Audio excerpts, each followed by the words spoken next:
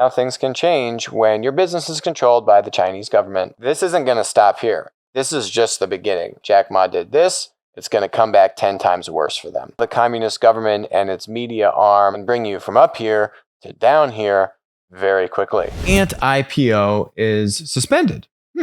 I thought this Ant IPO was going to be the biggest IPO ever. Ant was just going to clobber every other IPO. This was going to be massive. Jack Ma setting records. Well, how things can change when your business is controlled by the Chinese government. How billionaire Jack Ma fell to earth and took Ant's mega IPO with him. It's called You Poked the Bear That Actually Controls Your Whole Business, called the CCP. That's pretty much this whole thing in a nutshell. Basically, what this article says is that Jack was at a conference. They were about to do his IPO when Jack Ma chose to launch a blistering public attack on the country's financial watchdogs and banks. The regulatory system was stifling innovation and must be reformed to fuel growth, billionaire Ma told a summit in Shanghai on October 24th, attended by the great and the good of China's financial, regulatory, and political establishment. Interesting. Chinese banks, he said, operated with a pawn shop mentality. It was this speech that set off a chain of events that ultimately torpedoed the listing of Ant. Basically, stung by the attack, Chinese regulators and Communist Party officials set about reining in Ma's sprawling financial empire, culminating in the suspension of the IPO. On Tuesday, it was a costly miscalculation. Now, this isn't going to stop here. This is just the beginning. It's not tit for tat. It's you poke me, I clobber you. That's the response the CCP is going to have on Ant. And I think there's going to be multiple waves of retaliation. It's going to be not a 1-for-1 kind of battle here. It's going to be a 1 for 10, right? Jack Ma did this. It's going to come back 10 times worse for them. State regulators started compiling reports, including one on how Ant had used digital financial products like Huobi, a virtual credit card service, to encourage poor and young people to build up debt. Again, this is a communist government. It's very easy to quickly become the enemy of the communist government, and for the communist government to point its finger at you and say, you're actually an evildoer. Look how rich you are. Look how much you've taken advantage of people. You're worth tens of billions of dollars, Jack Ma. You're actually horrible, as opposed to being, a star beloved by the people. Now the communist government and its media arm and all the tools it has at its disposal can bring you from up here to down here very quickly. So the General Office of the State Council compiled a report on the public sentiment about Ma's speech and submitted it to senior leaders, including President Xi. Top Chinese leaders then became more involved and asked for a thorough investigation of the company's business activities, which eventually led to the halting of the IPO.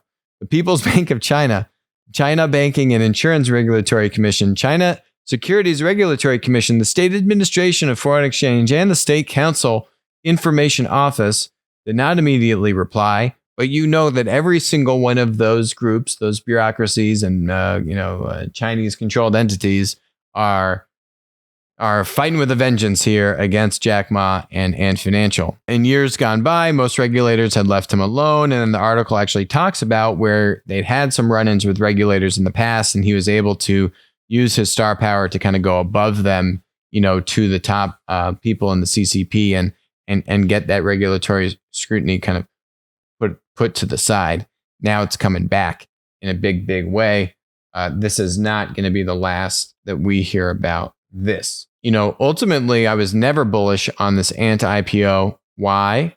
Obviously, we talk about how all these Chinese tech monopolies are basically just at the whim of the CCP. There's huge risk in and of that regard.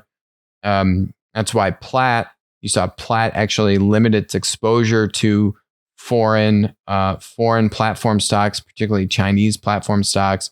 I think it's capped at like 10% international exposure. Plat's on fire. I think it's up like 65% since it came out in May of 2019. That's WisdomTree's public platform ETF that we helped them launch. Ant would have probably been in Plat as well. we need to check it out and do more diligence, but it's certainly a platform business and a large one at that. But why I'm not bullish on it is because the US government is aggressively now waking up to the influence of Chinese tech monopolies abroad. And guess what? Chinese tech monopolies that touch the financial system are of particular interest to US regulators. And, the US hooks that we have in the financial system just around the globe are pretty strong, which means that if the US government wants to shut you out of the financial system of anything that touches the dollar, they can just about do that to maybe like a 95% degree accuracy. And that is essentially the decree that has come down from the Trump administration in the past few weeks, is exactly that, to limit Ant's activities outside of China. We immediately saw Ant's language about their growth prospects leading up to the IPO not reference international growth at all. And all of their statements have been focused on their ability to grow in China. And now the founder just poked the eye of the beast called the CCP and just pissed that bear off to no end, which is where all their growth prospects are. And now that's not looking so hot either. So it's a great company. It has created a lot of value. It will be profitable. It will make a lot of money. The question is, just like all of these platform stocks, will they be able to keep up the growth? That's how they're valued. These are growth stocks.